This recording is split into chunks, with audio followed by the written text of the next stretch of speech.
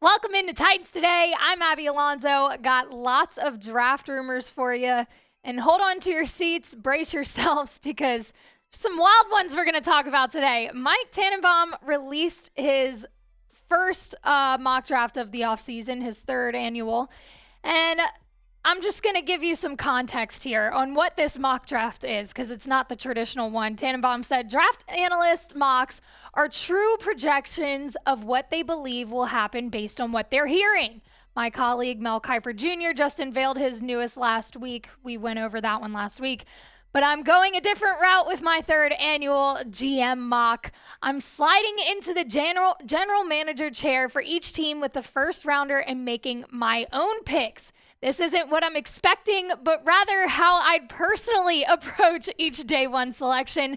And what follows is based off my own evaluations, preferences, and philosophies. There is your warning. Because, like I said, it is quite wild, some of the picks he chose. But he came out and said, look, this is not based off of anything I'm hearing. So hold on. None of this is technically realistic or true based off what he's hearing. This is solely just what he would do if he were the GM. So before we get into that, make sure to subscribe to stay in touch, up to date with all things the Titans are doing during the offseason. They've been a little bit quiet, made a few free agency signings. But boy, I feel like Carthon is about to do something. You're going to want to know about it. We're almost to 6.5K. We're trying to hit that maybe within the next week. I have no doubt that could happen. We're at 6,402 right now. Bump those numbers up. Hit the sub button. Do yourself a favor. Let's get into it. So I told you guys, this mock draft, interesting. That's the only word I really can come up with.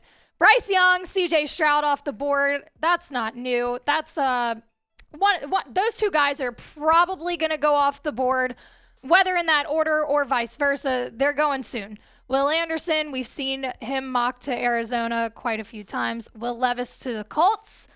Hendon Hooker to Seattle. This is when I stopped in my tracks and said, did I read this correctly? I sure did. He actually went off the board before Anthony Richardson in Tannenbaum's mock draft to Seattle. And look, I'm a Hendon Hooker fan, but all you've heard during this entire draft season and the offseason is, well, he's too injured. He's not going to go in the first round because his injury really hurt his draft stock. Apparently not according to Mike Tannenbaum, and honestly, he might be onto something. I like Hendon Hooker, but just not to Seattle.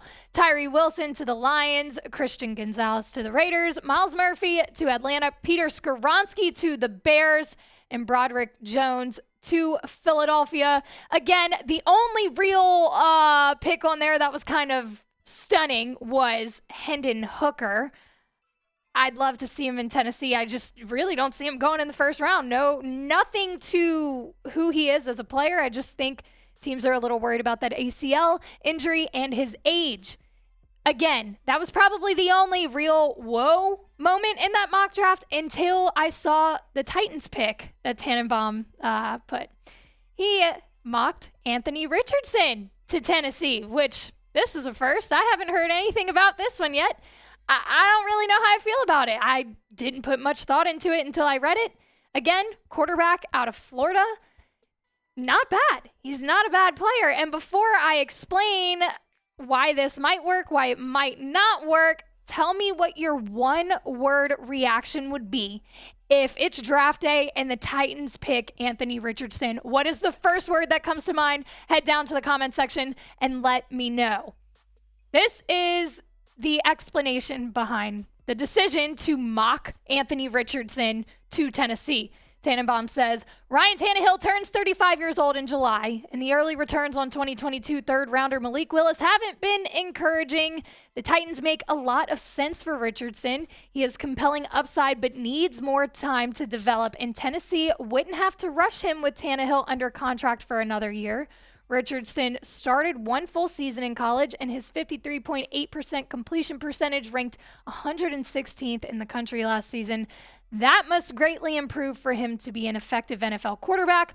No college quarterback, however, broke more tackles as a runner in 2022 than Richardson with 22, and he showed off 4.43 second speed in the 40-yard dash at the combine. Plus, he has a huge arm. Richardson's ceiling is as high as that of any prospect in this class, and he does bring up some good points.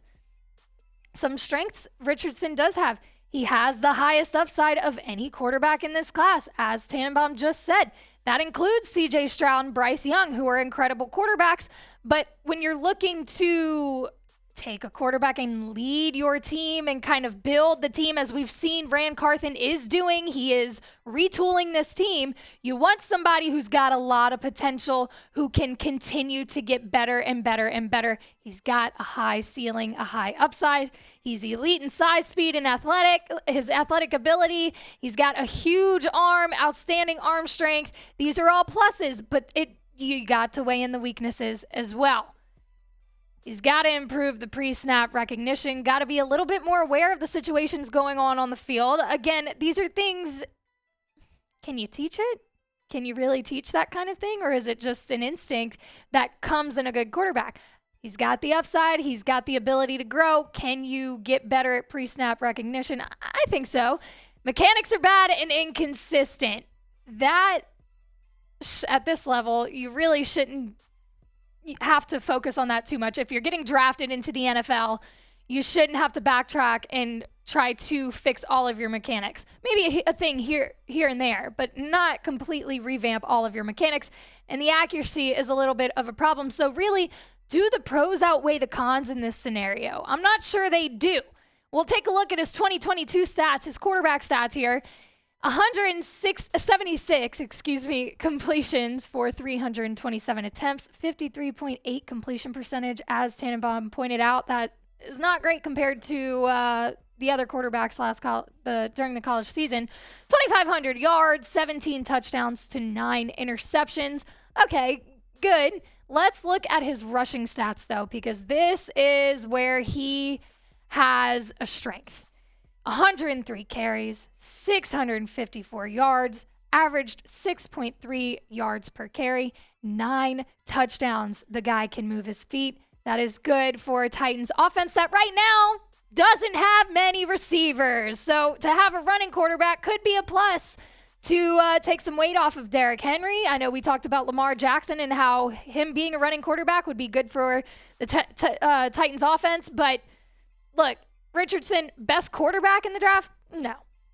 Can use his feet, and that is a strength for a Titans offense that is lacking weapons right now. Should the Titans draft Anthony Richardson? Let me know down in the comments section. Type Y for yes, type N for no. And before we continue to talk about more draft rumors, let me tell you about our sponsor in Fanatics. They just dropped the NFL draft hats. They're pretty fire if you ask me. I really like the baseball cap. I've told y'all time and time again, I'm a big fan of baseball caps. They make bad hair days much, much better.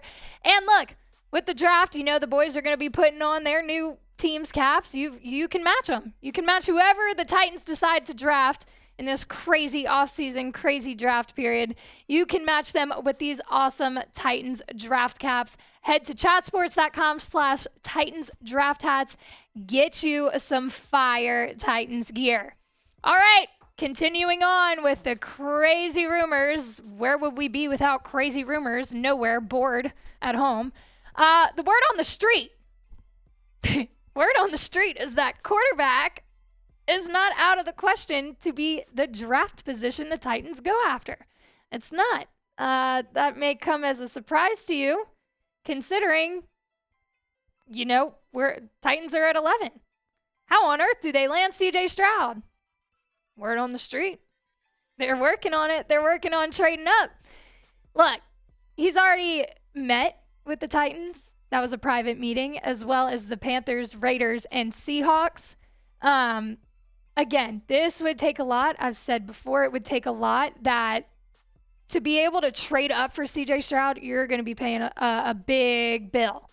But it's been said time and time again that he is the number one guy on that draft board. And who could blame him? You look at his stats from this season, 66.3 completion percentage, 3,600 yards, 41 touchdowns, 6 interceptions. Come on. For a franchise that needs a quarterback, this guy looks good. This is somebody you want to go after. And look, Rand Carthon said, talking about how he had gone to 3 pro days, Ohio State, Bama, Kentucky, where you've got C.J. Stroud, Bryce Young, Will Levis, heading to Florida for Anthony Richardson. He says you have to do your due diligence on everybody. You look at each of those schools, and they have other draftable players that are of some interest to us. But again, you have to know what is going before you and what's being picked after you. I've been to those 3 schools and will be going to my alma mater, Florida, when we leave from here. So he will be at Florida's pro day, I believe, on March 30th.